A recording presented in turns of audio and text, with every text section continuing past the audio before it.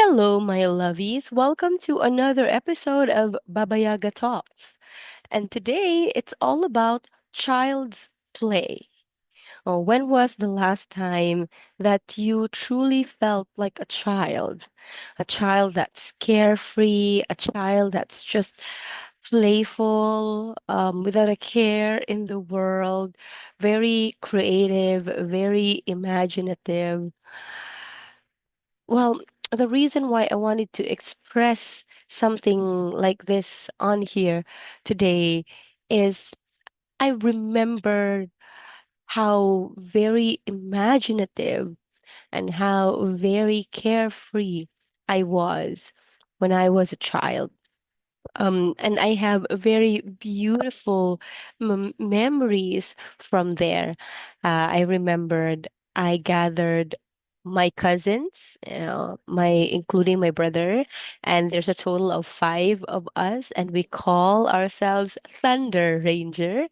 That is inspired by Power Rangers. Yes, I'm a 90s kid.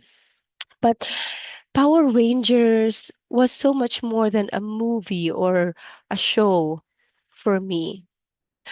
It was where I wholeheartedly believed in power, in magic, in the impossible, the power of teamwork, the power of protecting the people and fighting for what is right. And I truly believed in it. And up until today, when I hear thunder, I would remember that point in my childhood where I was a Thunder Ranger. Aside from that, I have also told stories to my classmates way back elementary and high school how I'm not even a human being. Um, I told them that I was Karen Chameleon from a planet that I already forgot the name of. Um, but I was pretty convincing in telling them that I'm not really human. Funny story is that I told them that one of the ways that you can identify an alien species from a human being is that they're afraid of water and they don't have water component in the body. And and ironically, a few weeks after that, I got dengue, rushed to the hospital, and I was given IV. So now I have water in my system and I've been debunked. But that was very fun. And it was very meaningful for me because at such a young age, I can see how I can be different. I can see how I don't really like being just everybody else. Now, it does hurt because there is a part of the society that does not welcome people who are different. It's like the society is, you know, making sure that nobody stands out. And my energy stands out. The way that I am stands out. And it took me years and years to claim that confidence back because every time I stood out, I've been mocked. I've been judged and I've been hurt. But now I've come to a season in my life where standing out is the norm. Standing out in your authentic self is the natural way to go. I even remembered, and now that I think about it, I have regrets that I did not really keep them.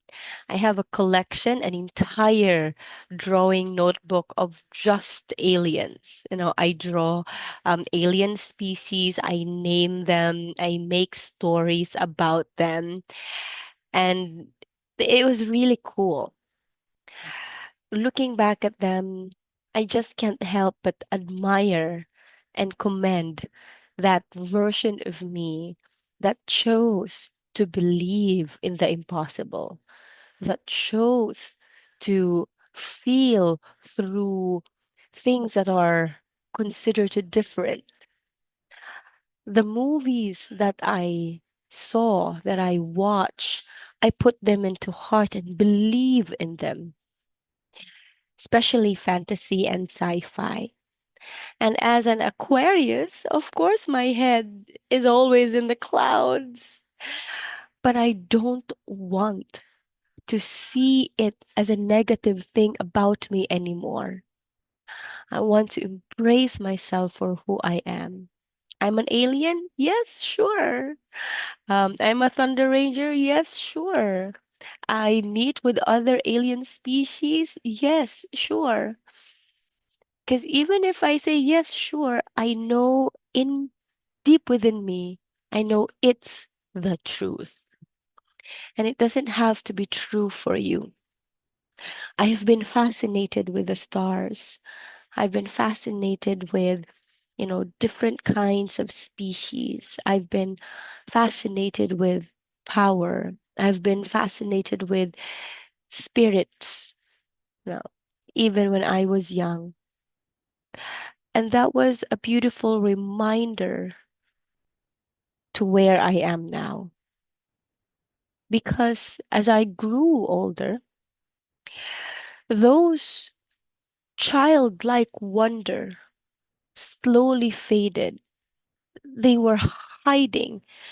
It's as if, they're in danger, they're being hunted, and they have to hide because society does not approve of it. I have been mocked many times because of how I see things, because of how I believe things to be. And now that I claim back who I truly am, I will still face mockery. I will still face judgment, but I don't want them to be the reason why I will hide my childlike wonder again. I have been through different kinds of pain, and I have denied my inner child for quite some time. And one of the things I'm very, very thankful about regaining or taking care of my inner child again is when in one of my spiritual journeys where I got to meet that younger Jardine, Jade. Her name is Little Jade. And I saw her, I met with her in the spiritual realm, and she was very frightened and she was very feral. She was used to being abandoned. And you know what? A person or a child that did not receive love and care becomes this wild entity that would appear like she just wants to destroy everything. She just wants to burn everything simply because nobody wanted to play with her. And when I got into that journey, I realized so many things that pleasing other people first, putting other people first, is a death of a person.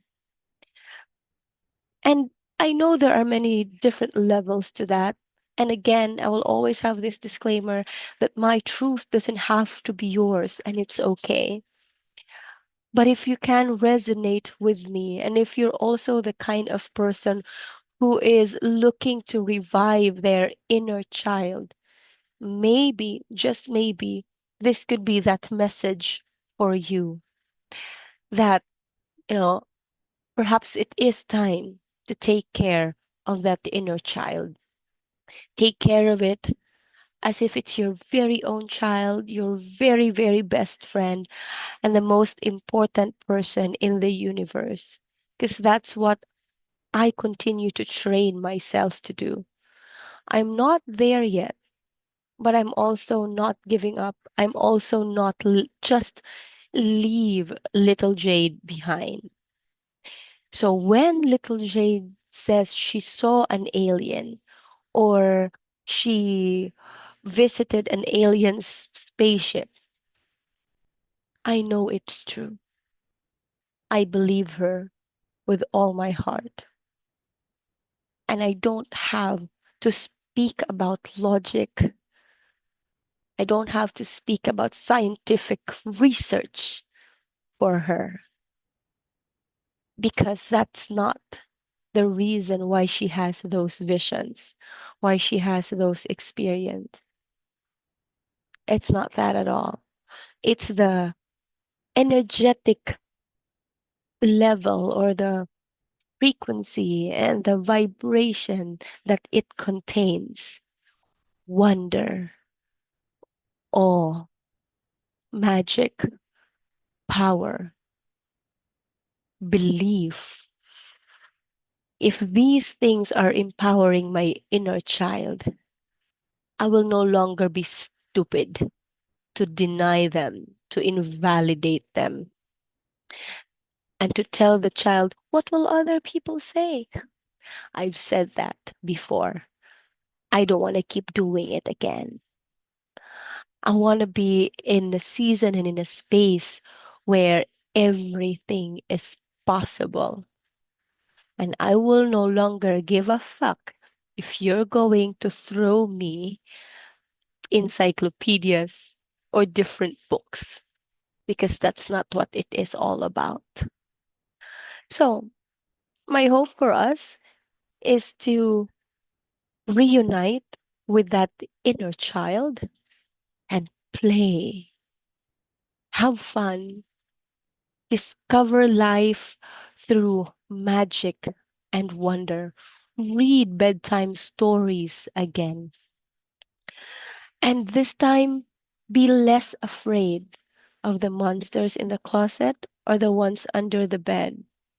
Because at the end of the day, perhaps they're just a representation of our fear, a representation of the times that we were abandoned, that we were denied voice.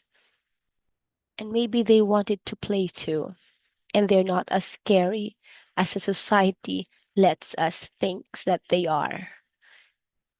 So, that's my message for today. That's what I want to express for today. Thank you so much for allowing us to intersect and have a connection in this space, in this channel. And I wish you all the beautiful things in life. Hamsala.